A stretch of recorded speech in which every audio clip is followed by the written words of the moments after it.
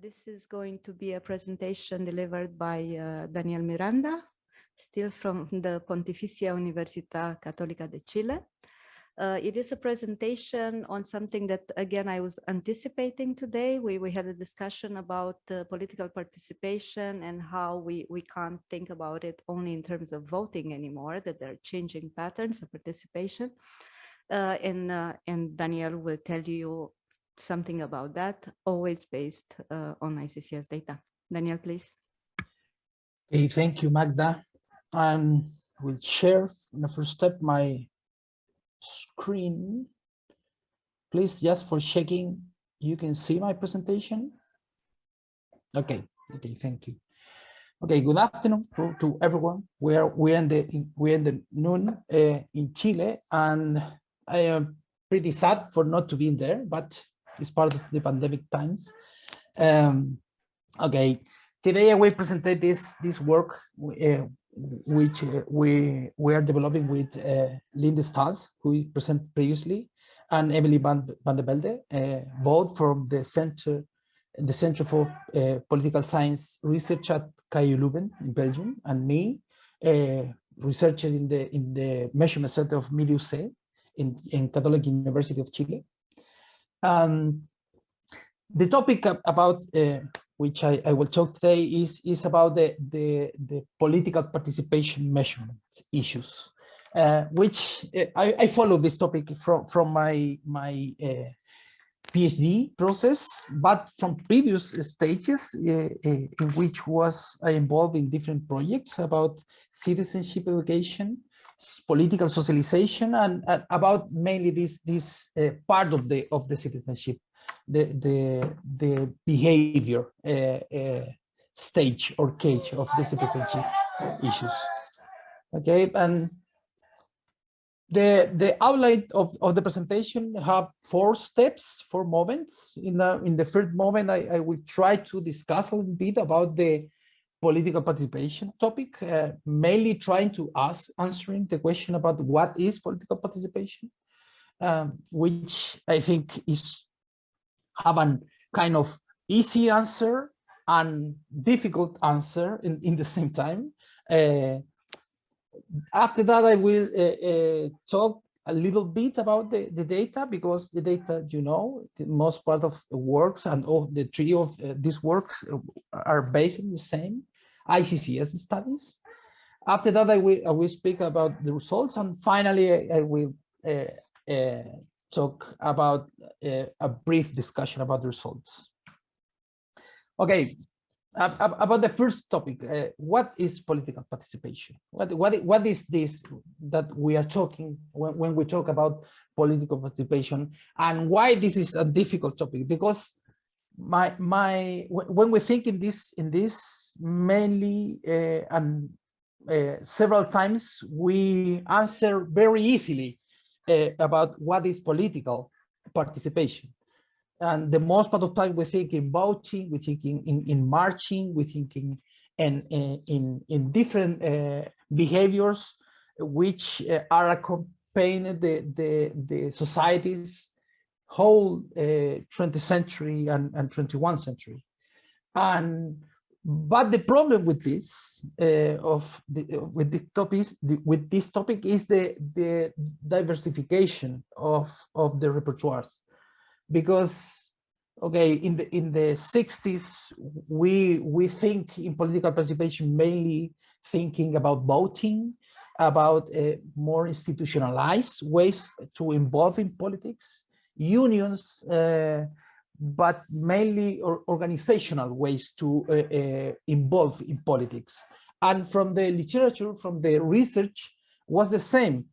The main part of literature in that moment, in the 60s mainly, and the 50s, 60s, was focused on understanding voting behavior mainly.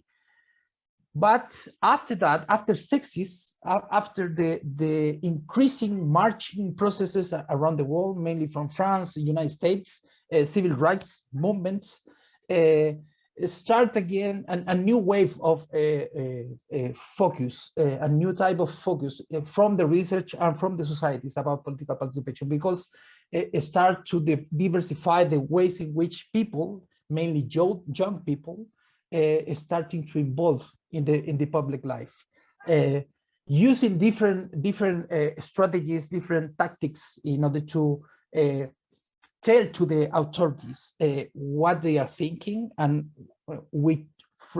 to which kind of laws or activities they are agree or doesn't agree.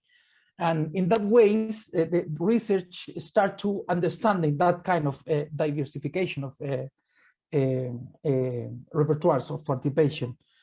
After 80s, start again a new wave, a new focus, a new diversification of participation, because from the research start to put focus on community activities, that kind of social participation issues, in where people start to involve in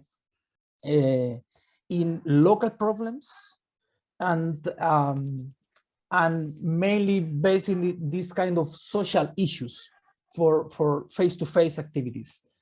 And if we follow the next step, start to again the diversification, when the apparition of internet changed everything again, because internet changed the way in which people start to involve in politics.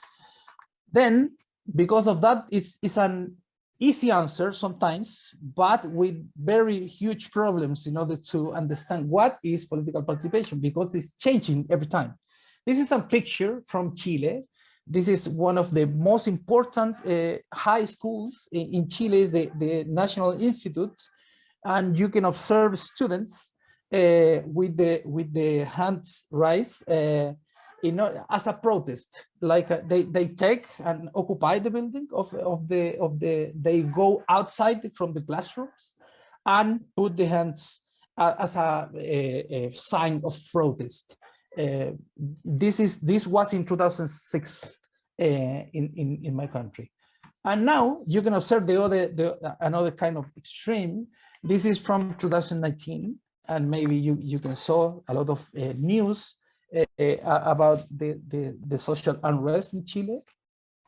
And this is an barricade in where some people who are involved in there. And then, what is political participation? These two kinds of political participation are very far from the institutionalized ways to involve in politics.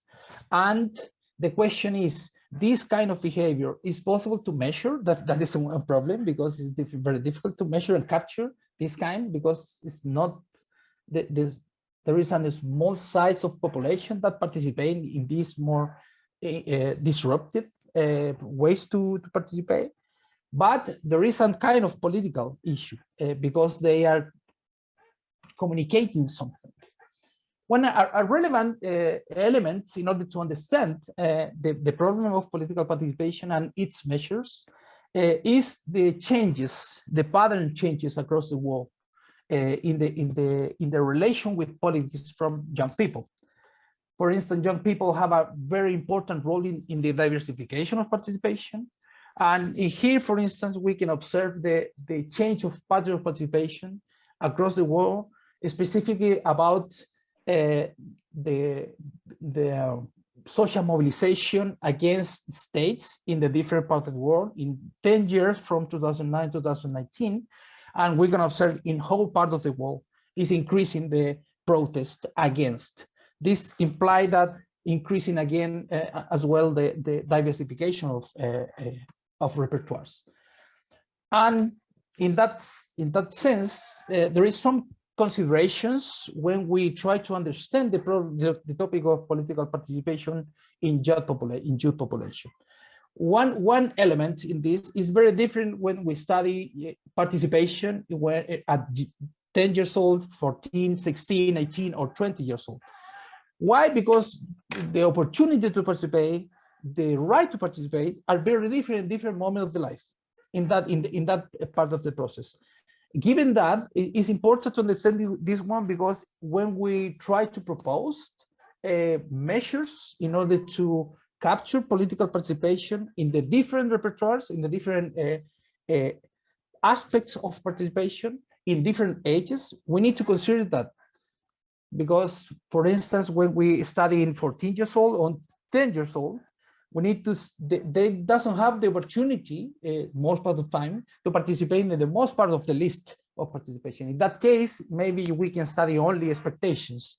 But if we study that in 18 or 20 years old, it's a very different story. In that way, we need to consider that when we try to think in measures, political participation and in young population. Okay, this discussion is to follow this one, to get in this place. Then what is political participation is not an easy answer. There is a lot of options, and we need conceptually meaning to allow consistent measurement of the phenomenon in order to compare across countries, in order to compare this topic in different areas of the world. It's not easy, and all time we need to balance, and we need to manage the trade-off with the available data and the conceptual meanings, because the available data have sometimes limited options in order to measure that one. Not everything that we want to measure, but there is available. that is the main advantage of that one. And in that case, we use that and try to manage this challenge and propose one model of political participation in order to capture a wider model of political participation using 4 dimensions of political participation.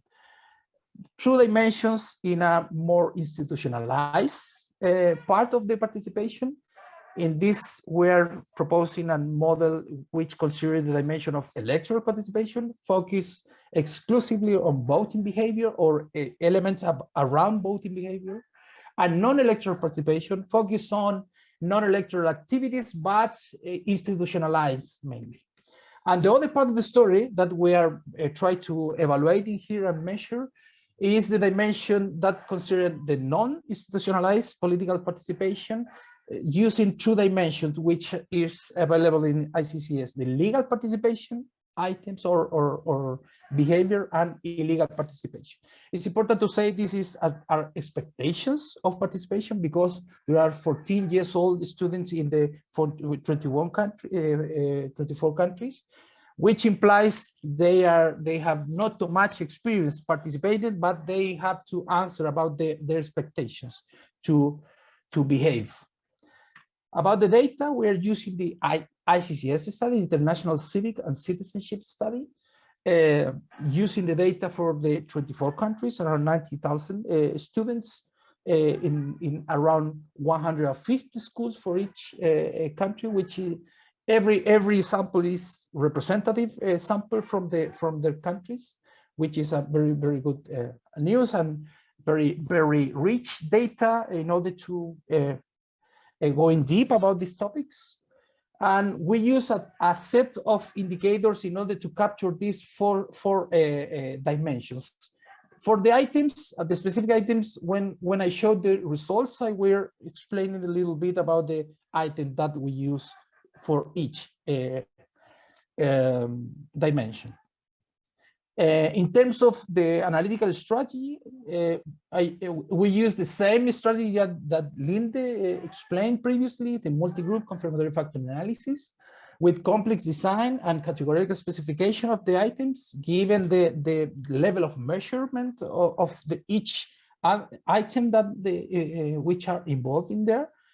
And yeah, that is about data methods. About the results, I will explain it, the general results about each one dimension. For instance, this is the factor loadings for each item, for each country, about the dimension of electoral participation. And here we can observe, let me use the...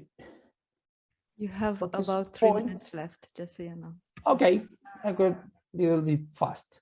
This is the information before voting. This is local voting, expectation to participate in local voting. This is the expectation to participate in national voting elections. This is the list of countries which participate, and in here you can, each dot is the factor loadings for each item in each country. And we can observe here is very stable across countries and very high factor loadings for each one, which indicate in here we have a very good measurement model, only 3 items. And the specification is using the 4 dimension in the same time, and which have allow in terms of degree freedoms. And here we can observe very high stability. If you are interested in Italy, this is Italy in all figures, and it's the same story that the same. We can observe in some part of the world some changes, variability across in the factor loadings, but after that we can evaluate that variation. This is the results about the non-electoral participation, expectation to participate in campaign, in political parties and unions. We can observe a little bit more variation, even in Denmark, a little bit more than in the other countries, but it's a pretty stable measurement model across countries. About legal activist participation is around the same story, a little bit high, but above 0.5 in the factor loadings, and pretty stable in whole cases. About illegal activist participation is around the same story. This indicates we have a kind of very good measurement model in different countries, with some specific exceptions. About the testing invariance, going a little bit faster. The most important indicator is RMSA, which from Rutkowski and Svetlana, they say that, she said that the most important indicator for measurement model with categorical indicators for several countries in using modeling simulations is this indicator, is this criteria, 0.05 or less for absolute fit, okay? And for the relative change, we are very, very well. The CFI change is very, very well in the changes. This indicates that we can obtain a scalar model, metric and scalar invariance, which allows to compare correlations and evaluates regressions and even maybe levels. Why I say that one? Because about the brief discussion. We obtain comparable measures in the 4 dimensions that we propose in here. And given this level of invariance, the mean comparison and relational analysis comparison with the constructs are allowed. We said that because the use fit criteria were simulated for unidimensional dimension. This is very strict. And in here we have 4 dimensional. And the author says there are needed more studies in order to propose some criteria. In that case, we are using criteria that less restricted. In that case, we can say that we have a very, very good measurement level for invariance in both metric and scalar.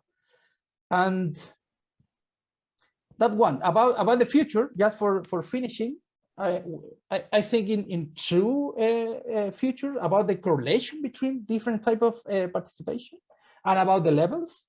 And about the correlation, the most important element that can I say is the correlation between illegal activities and formal participation or electoral participation, which is not related or negatively in all cases. And there is a lot of variation across the 24 countries, which is interesting for me because this says about what is the relation between this dimension, this proposed dimension, which are involved in here. And about the levels, yeah, given is allowed with the level of metric invariance, we can compare the level across countries, and which is interesting for explore what is the difference across the world in different regions. Many thanks for your attentions, and please, any question are welcome. Thank you very much, Daniel. I wanted to, before we ask questions from you, Yeah, I hope you please. prepare them as we speak. I wanted to tell you that you heard about this methodology, which is rather complex, the multi-group confirmatory factor analysis from Linde and also from Daniel. And also there is a training of the last seminar on these methods delivered by Daniel next to SEM models. So feel free to ask us about it. It's still available on YouTube. And now I will open the floor for questions, please. Yeah.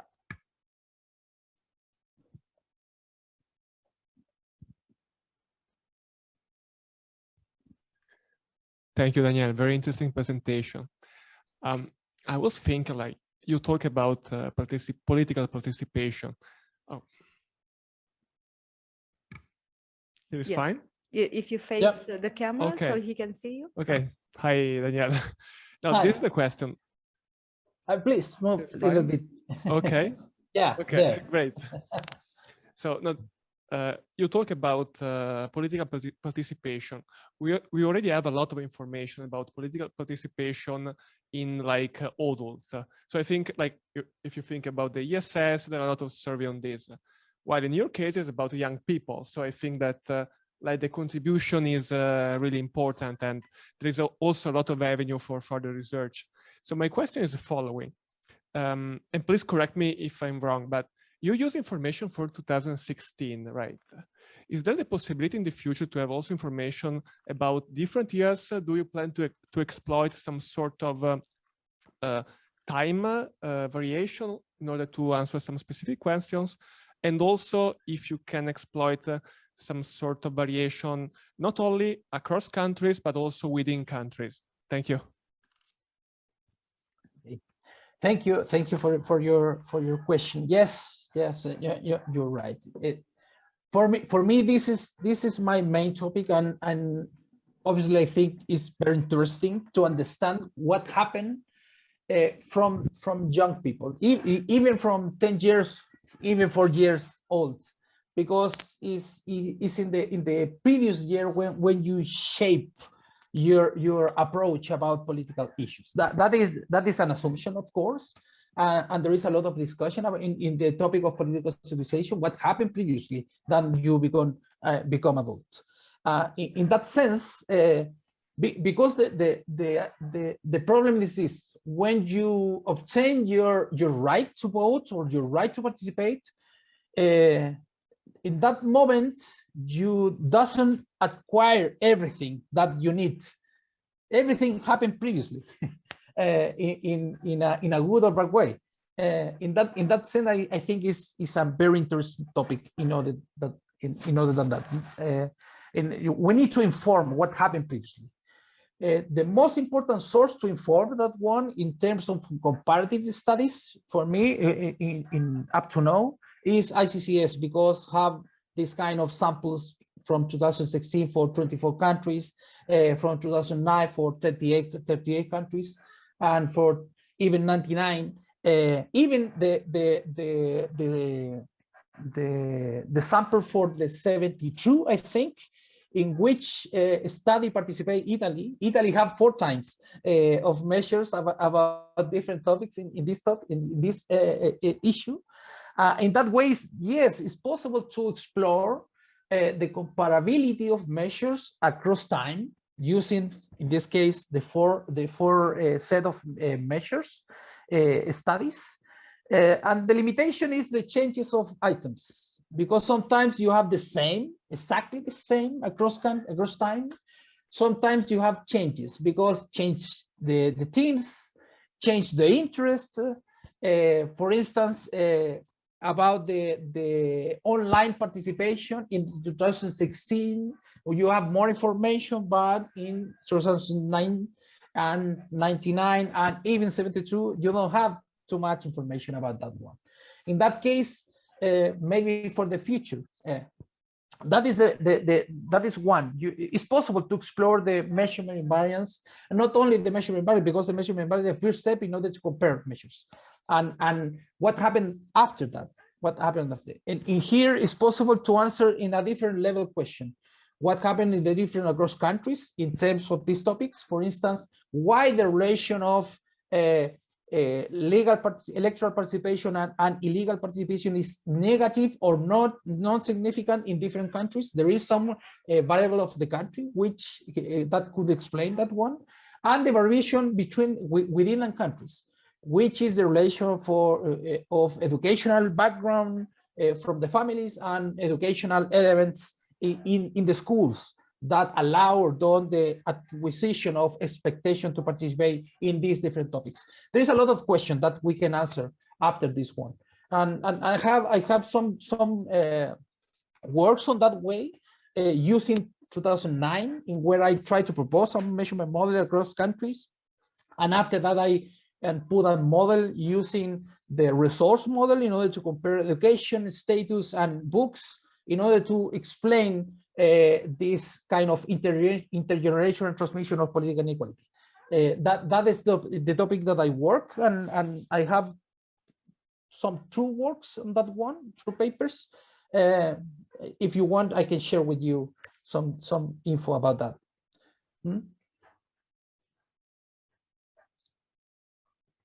It looks like you're satisfied, right, with his answer. Any other questions? Not even online. I would have a question, because I kept thinking about it, and I know also Diego and other people in this audience are familiar with what I'm about to ask.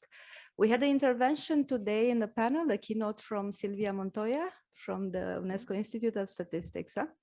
And she really stressed the importance of what you presented today, ensuring comparability, but with the aim, of course, then to have benchmarks to monitor the sustainable development goals, and particularly the one that have to do with the citizenship education. And of course, participation, it's a core component there. And I was just wondering, given that you should establish thresholds and proficiency levels in participation, what would be, what would you hypothesize that you should measure, and, how would you establish proficiency levels? I know this is a complex discussion, so I'm not expecting a final answer, but let's start thinking. Yeah, it's a very, very good question, and I don't have an answer. I have some thoughts about that. And as you mentioned, for proficiency, maybe it's an easier to have more information and more discussion about what is the level to achieve, because there is more money invested in there, in the development of questionnaires, in the development of measures, and development a lot of measures in PISA, TIMSS, SPIRS, ICCS, and others, and ERSE in regional studies. In that case, you have much more information in order to establish different levels and the discussion on that. About this topic is very, very small. It's about a kind of investment, I think, because we need to invest, the countries need to invest, want to elaborate in a better way that one, because there is differences, depends of the topic. For instance, in the electoral participation, have a kind of different nature, because it's organized by the state. You need to be right to participate on there, and happen with a kind of established rates by 4 years, 6 years, and in different moments. And it's very stable, and you save 1 day to participate in that one. And across countries, around 50% or more participate, for instance, in Latin America, but in other countries than in Europe is 80%. And in that case, you have more information in order to establish kind of level. But what happened with this kind of participation in March? How you establish the percentage in which you need a bigger discussion about that, because you will obtain a lot of variation across countries about the disposition, depends of the right or left disposition of the state or of the government. What is the relation with the March? That is one problem, one issue. The other is the moment what happened, because happened in every moment, and the lower rates of people participating there, because you need more energy is more individual, is not organized by an institution like the state, is not protected sometimes.